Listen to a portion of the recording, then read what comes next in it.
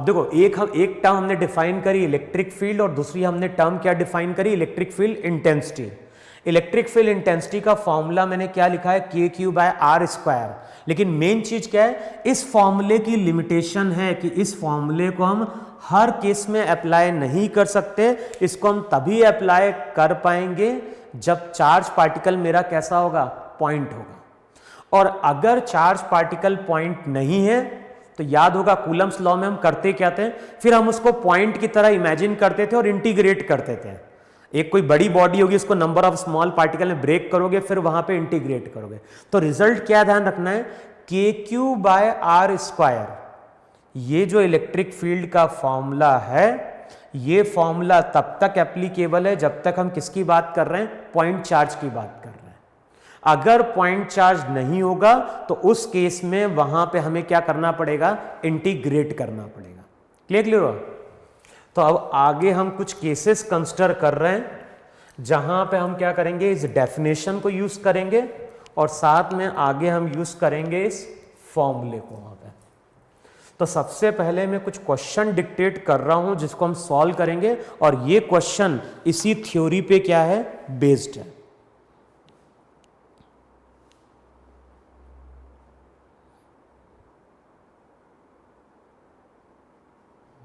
देखो, अब सबसे पहला जो क्वेश्चन है, सबसे पहला क्वेश्चन वो क्या बोल रहा है, a positively charged ball hangs from a long silk thread.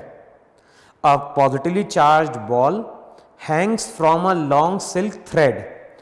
We wish to measure E at a point P in the same horizontal plane as that of the hanging charge.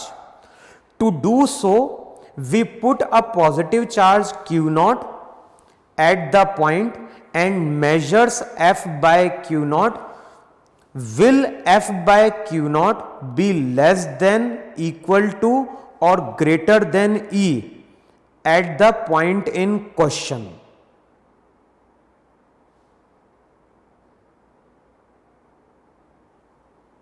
अब देखो question में क्या बोल रहा है, question में बोल रहा है कि यहां पे एक बॉल है,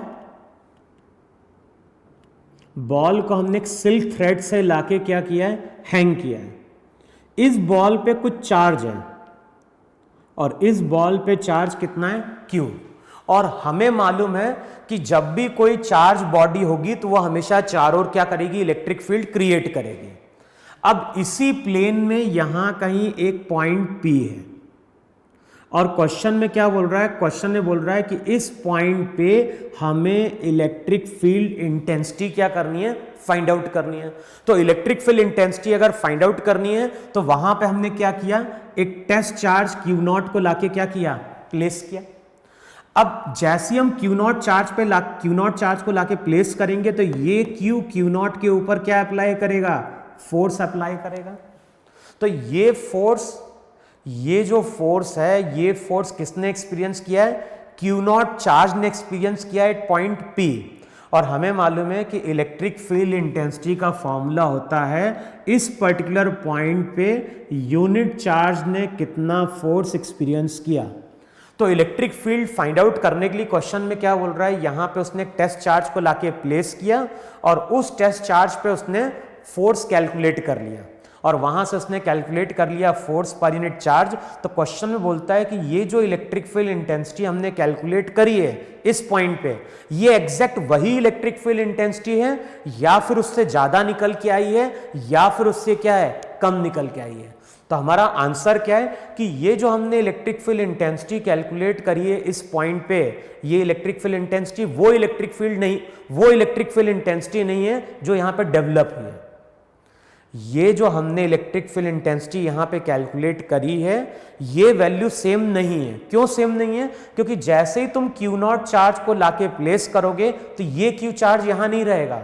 ये Q0 चार्ज कितना भी स्मॉल क्यों ना हो, वो अगले स्टेप में इस Q चार्ज को यहां पे थोड़ा सा रिपेल कर देगा और रिपेल करेगा तो अब इन दोनों के बीच का डिस्टेंस वहां पे बढ़ गया।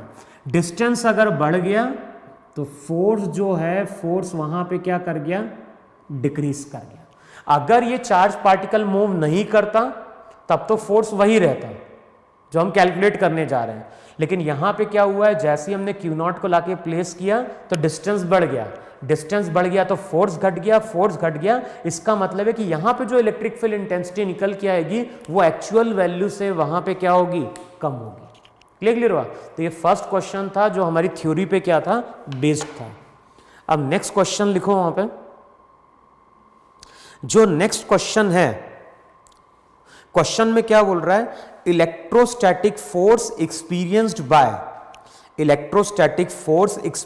Bye -3 microcoulomb charge placed at point P due to a system S of fixed point charges as shown in figure is F equals to 21 I cap plus 9 J cap mu Newton। अब करना क्या है, question के दो part हैं। Find out the electric field intensity at point P due to S, और second part में बोल रहा है if now 2 microcoulomb charge is placed and -3 microcoulomb charge is removed at point P, then the force experienced by it will be। तो देखो question में क्या बोल रहा है, क्वेश्चन में बोल रहा है कि हमारे पास एक सिस्टम है, हमारे पास एक सिस्टम है, ये तुम्हारा सिस्टम है, और ये जो सिस्टम है, ये सिस्टम वहां पे नंबर ऑफ पॉइंट चार्जेस से मिलके बना है। Q1, Q2, Q3 ऐसे नंबर ऑफ चार्जेस हैं जिनके कारण ये पूरा एक सिस्टम बना है। और ये चीज ध्यान रखना है कि जो इलेक्ट्रिक फील्ड इंटेंसिटी होती है वो भी प्रिंसिपल ऑफ सुपरपोजिशन को क्या करती है, फॉलो करती है।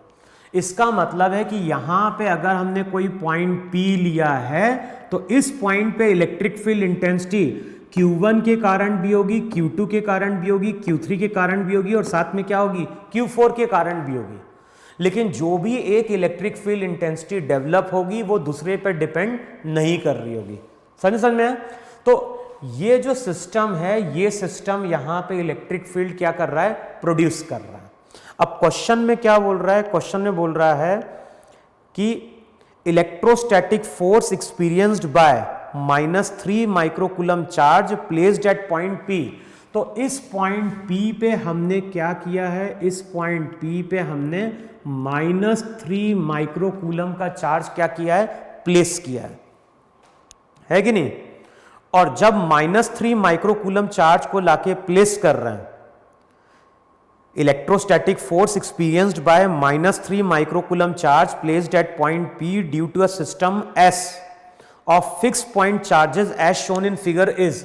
तो जब यहां पे हमने P पॉइंट पे -3 माइक्रोकूलम चार्ज को लाके प्लेस किया है तो उस पे जो फोर्स बनता है वो बनता है 21 I cap plus 9 J cap, और ये बोल रहा है माइक्रो न्यूटन, है कि नहीं।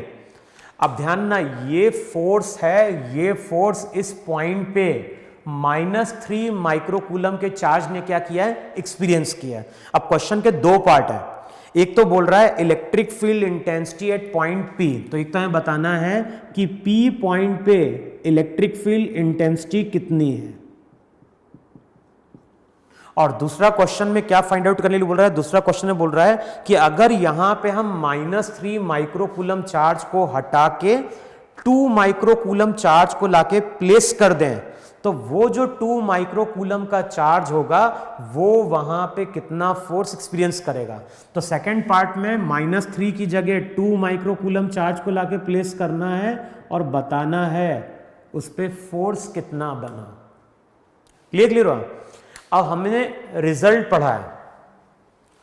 अब देखो, एक तो हमें रिजल्ट क्या यूज करना है, एक तो हमें रिजल्ट यूज करना है कि इलेक्ट्रिक फील्ड इंटेंसिटी का मतलब होता है कि उस पॉइंट पे यूनिट चार्ज ने कितना फोर्स एक्सपीरियंस किया। तो यहां पे भी साइन भूल जाओ, हम देखेंगे साइन के कारण फर्क क्या पड़ेगा। अभी कल बात करो मैग्नीट्यूड की, तो मैग्नीट्यूड कितना है, मैग्नीट्यूड है यहां पे 3 माइक्रोकूलम का चार्ज।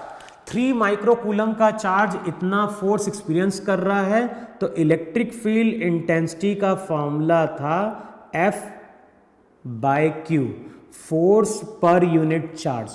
देखो है कि नहीं है वहां पर। तो अभी अगर हम बात कर रहे हैं केवल मैग्नीट्यूड की, तो मैग्नीट्यूड क्या हो जाएगा वहां पे, मैग्नीट्यूड हो जाएगा, या फिर देखो यार एक तो तरीका है कि हम मैग्नीट्यूड कैलकुलेट कर लें। जैसे अगर उस पॉइंट पे अगर मैग्नीट्यूड कैलकुलेट करने जाओगे तो मैग्नीट्यूड क्या होगा, फोर्स कितना है, फोर्स हो गया 21 का स्क्वायर प्लस 9 का स्क्वायर। देखो यही फोर्स बना कि नहीं बना, और ये हो जाएगा माइक्रो का स्क्वायर, तो ये हो जाएगा micro Newton divided by 3 micro coulomb. तो ये तुम्हारा इलेक्ट्रिक फील्ड इंटेंसिटी का मैग्नीट्यूड होगा। देखो है कि नहीं वहां पे। अगर मुझे केवल कैलकुलेट करना है कि इस पॉइंट पे इलेक्ट्रिक फील्ड इंटेंसिटी कितनी है, तो इलेक्ट्रिक फील्ड इंटेंसिटी का मतलब है force experienced by unit positive charge. तो यूनिट पॉजिटिव चार्ज कितना फोर्स एक्सपीरियंस करेगा, वही तुम्हारा वहां पे क्या होगा, उस पॉइंट पे इलेक्ट्रिक फील्ड का मैग्नीट्यूड होगा। तो हमें टोटल फोर्स का मैग्नीट्यूड मालूम है, चार्ज का मैग्नीट्यूड मालूम है, तो यहां से हमने इलेक्ट्रिक फील्ड इंटेंसिटी का मैग्नीट्यूड कैलकुलेट किया। ये तो मैग्नीट्यूड है। लेकिन मान लो हम बात कर रहे हैं वेक्टर फॉर्म की, तो बताओ वेक्टर फॉर्म के लिए अब तुम क्या बोलोगे। तो हमने थ्योरी पढ़ी है, और थ्योरी हमने क्या पढ़ी थी, थ्योरी हमने पढ़ी थी कि जिस डायरेक्शन में इलेक्ट्रिक फील्ड होती है, जिस